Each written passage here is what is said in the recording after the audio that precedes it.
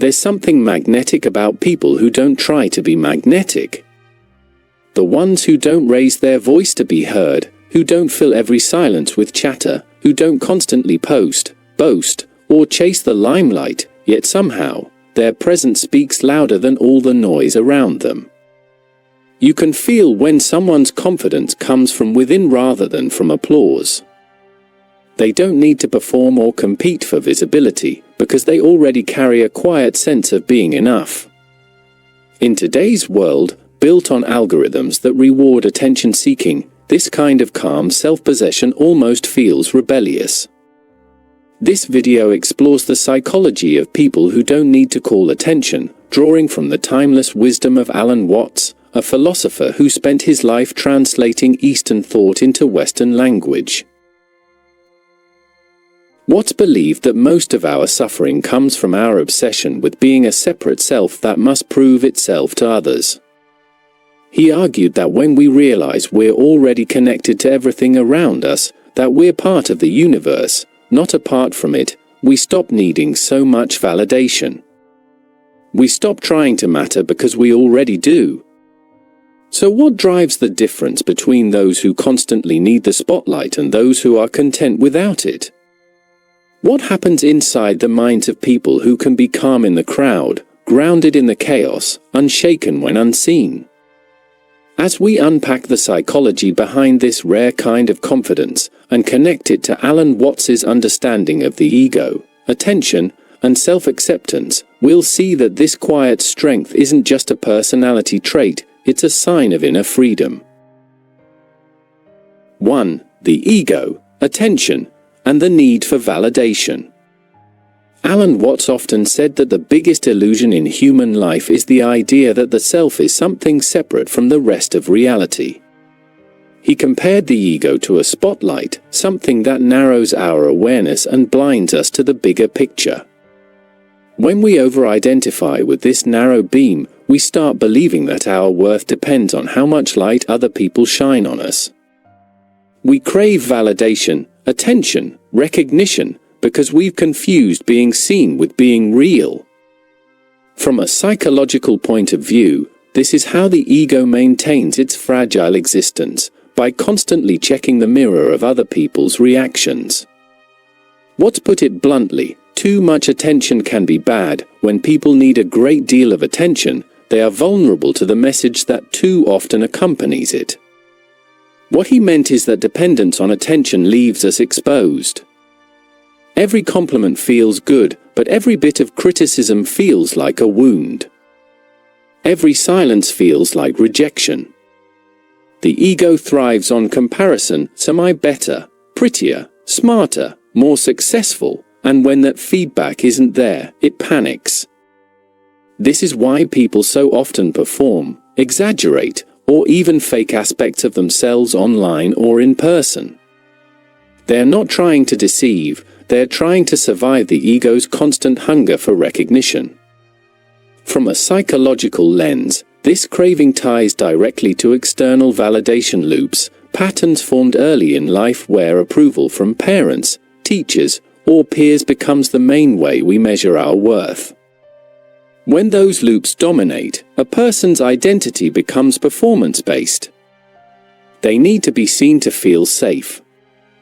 And yet, as Watts would say, the harder you try to prove your existence, the more unreal it becomes.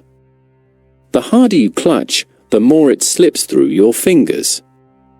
In contrast, the people who don't chase attention have learned, consciously or not, that their worth doesn't depend on being noticed. Their sense of self isn't built on applause, it's rooted in presence. 2. Internal wholeness and silent presence. People who don't need attention don't lack confidence, they embody a deeper kind. Their sense of self isn't tied to how others perceive them, it's anchored in an inner knowing that they're already whole. Alan Watts once said, "You are something the whole universe is doing, in the same way a wave is something the whole ocean is doing." That idea is profound. It means your existence isn't separate or accidental, it's an expression of the universe itself. When a person genuinely understands that, even subconsciously, the urge to prove anything disappears. You don't have to fight for space in a room when you already know you belong there by default. Psychologically, this internal wholeness can be described as secure self-concept, a sense of identity that doesn't crumble under disapproval or absence of recognition. It's what develops when someone's inner voice becomes louder than external noise. This kind of person is often content in silence because their self-worth isn't attached to constant feedback. As Watts observed, look at the number of people who are terrified of silence. They're doing that because of their intense sense of loneliness. The person who doesn't fear quiet moments is the one who's made peace with themselves. Silence isn't emptiness to them, it's clarity. There's also an energetic side to this. People who don't seek attention tend to carry what can be called soft power.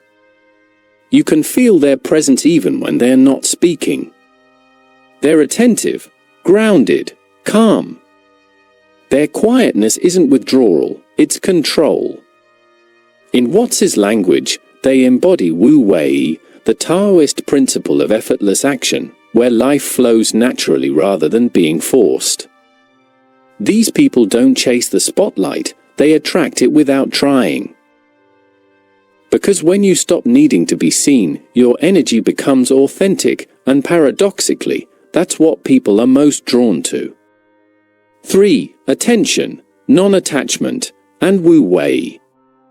Alan Watts often said that attention is a double-edged sword. On one hand, it's how we experience the world, on the other, it's how we trap ourselves inside our own self-consciousness. The ego constantly turns attention inward, asking, "How am I doing? How do I look? Do they notice me?" But the more we do that, the more we shrink the world to the size of our own reflection. Watts compared this to looking at the universe through a keyhole, a narrow, filtered perception that leaves us anxious and disconnected. People who don't need to call attention have learned to widen that keyhole. Their attention isn't centered on how they appear, it's flowing outward, freely engaged with what's happening in front of them. This perspective connects deeply with the Taoist principle of Wu Wei, effortless action. Wu Wei doesn't mean doing nothing, it means not forcing, not grasping, not performing. It's the art of moving in harmony with life instead of wrestling against it. Watts explained it as if allowing things to happen naturally by understanding the flow rather than controlling it. People who live this way don't chase attention because they don't chase anything. Their energy feels balanced, unhurried, unthreatened. They know that being seen doesn't make them more real, and being overlooked doesn't make them less. They act without calculating how it looks, and that authenticity carries its own quiet power. From a psychological point of view, this reflects non-attachment, the ability to remain present without clinging to outcomes. A non-attached person isn't indifferent, they are simply not enslaved by the need for reaction. In a conversation, they're truly listening instead of waiting for their turn to speak. In their work, they focus on the craft, not the praise. This kind of presence can't be faked, it comes from the calm understanding that your worth doesn't depend on applause. Watts believed that once you stop trying to be someone, life begins to flow through you effortlessly. The person who doesn't need attention isn't hiding from life, they're participating in it without ego, like a dancer who forgets the audience and moves only with the music. 4. Authenticity versus performance. Everywhere you look, people are performing. On social media, at work, even in relationships, we're trained to act out a version of ourselves that seems desirable, impressive, or interesting. Alan Watts saw this as one of the deepest forms of self-alienation. Other people teach us who we are, he said. Their attitudes to us are the mirror in which we learn to see ourselves, but the mirror is distorted. When we depend too much on that mirror, we start mistaking our reflection for our reality. We shape our words, our gestures, even our emotions to fit what we think others want to see. And over time, we lose touch with the unpolished, unfiltered truth of who we really are. The psychology behind this performance mindset is rooted in impression management, the human tendency to control how others perceive us. It's not inherently bad, society runs on it to some degree. But when it becomes the core of identity, we end up living for the image instead of the experience. The people who don't need to call attention have stepped off that stage. They've realized that attention is fleeting, and that constant performance is exhausting. Their authenticity isn't about rejecting society, it's about returning to the natural rhythm of being, where words and actions flow from truth, not strategy. What's believed that the truly awake person stops trying to be anything special because they see that the entire effort to appear important comes from fear. The fear of being ordinary. The fear of being unseen. But once that fear dissolves, what remains is realness, unpolished, present, human. In psychology, this state mirrors what Carl Rogers called congruence, where a person's internal feelings match their external expression. People who don't need attention live in this alignment. They say what they mean, they act without pretension, and that genuine alignment radiates far more strongly than any performance ever could. In a world full of curated selves, authenticity becomes its own quiet rebellion. 5. Social relationships and interaction style. One of the most fascinating things about people who don't seek attention is how they interact socially. They don't dominate conversations, yet they leave a lasting impression. They listen deeply, speak deliberately, and make others feel seen without demanding to be seen in return. This stems from a shift in focus. Instead of treating social interaction as a competition for validation, they treat it as a space for connection. What's once said that the self and the other are like two sides of a coin, you can't have one without the other. For people who live by that understanding, social encounters aren't stages for self-display but moments of shared being. Psychologically, this social calm comes from secure attachment and low social anxiety. Because their self-worth isn't dependent on approval, they can remain open and curious rather than defensive or performative. They don't need to impress, they're simply present. Ironically, this makes them far more likable and trustworthy than those constantly seeking validation. Their calm energy communicates safety. You can feel that they aren't sizing you up or trying to outshine you, they're just there. What's often said that the person who truly listens is the one who understands that the meaning of life is just to be alive. That's how these individuals move through social spaces, alive, present, unhurried, uninterested in performance. However, there's a paradox here. In a culture that celebrates the loudest voices, these people can sometimes be overlooked. Their humility can be mistaken for weakness, their silence for disinterest. But what would argue that they're the ones who see clearly? They don't confuse visibility with value. They operate from an understanding that the deepest influence doesn't come from demanding attention, it comes from embodying presence. When they speak, people listen, because there's weight behind their words. When they act, they do so without fanfare, and that understated strength often leaves a far greater impact than any show of force. 6. Why they don't need to call attention, underlying psychological factors. At the root of every personality trait lies a psychological structure, a pattern of thought, emotion, and learned response. For people who don't need to call attention, that structure often rests on something rare, secure internal validation. From a developmental perspective, this begins in early life. When children grow up feeling seen and accepted simply for existing, not just for performing or achieving, they internalize the message that they are inherently worthy. They don't need to prove it. That early emotional security matures into adult calm, the kind that doesn't tremble when others look away. Psychologists call this secure attachment, a deep, non-conditional sense of "I'm okay as I am." Alan Watts took this concept to a spiritual level. He believed the feeling of insufficiency isn't biological but cultural, that society teaches us to see ourselves as separate fragments in a competitive world. He wrote that the ego is nothing more than the symbol of ourselves. It's a mental construct we've mistaken for reality. The moment we identify with it, we start fearing its death, its insignificance, its invisibility, hence our obsession with being noticed. But those who transcend this identification stop needing to feed that ego altogether. They realize, as Watts said, you are the universe experiencing itself. Once you see yourself that way, attention from others becomes secondary.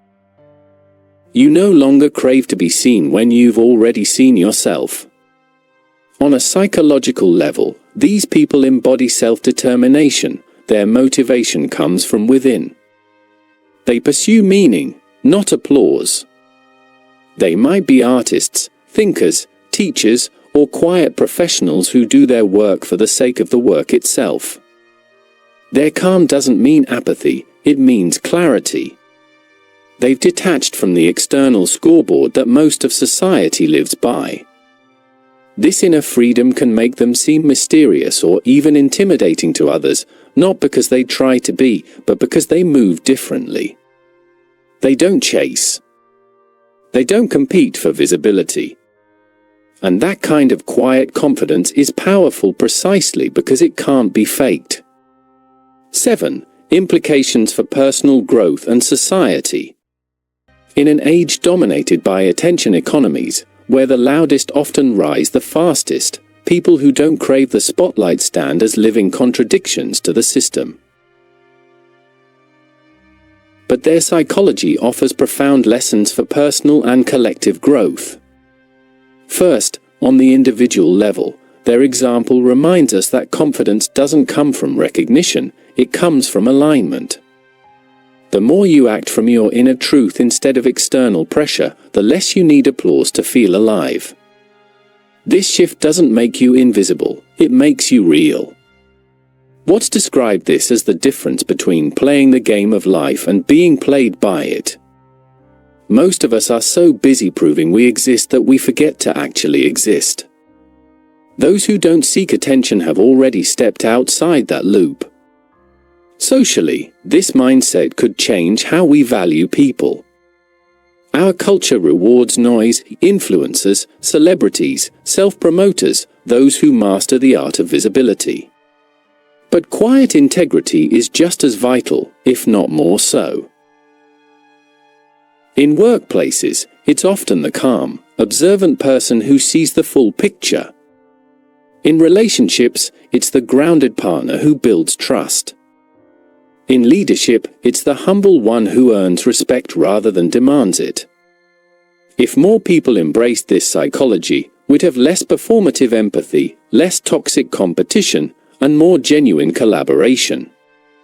Watts once said that the meaning of life is just to be alive. Imagine a society where that truth was enough, where being authentic outweighed being noticed. On a collective scale, this also challenges our digital culture. Platforms thrive on engagement, on keeping us craving more eyes and more approval. But what happens when people stop needing that?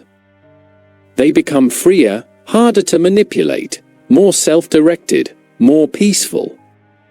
The quiet person doesn't feed the algorithm, they feed their own awareness. They move slower, speak less, think more, and see clearly. In many ways, that's the revolution Watts envisioned, of a world where consciousness replaces competition, and where peace is not the absence of ambition, but the presence of understanding. Conclusion. At first glance, people who don't call attention to themselves seem ordinary, maybe even easy to overlook. But look closer, and you'll notice something profound. Their calm is not emptiness. It's mastery. They've learned one of life's hardest lessons, that being doesn't require performing, that visibility doesn't equal worth.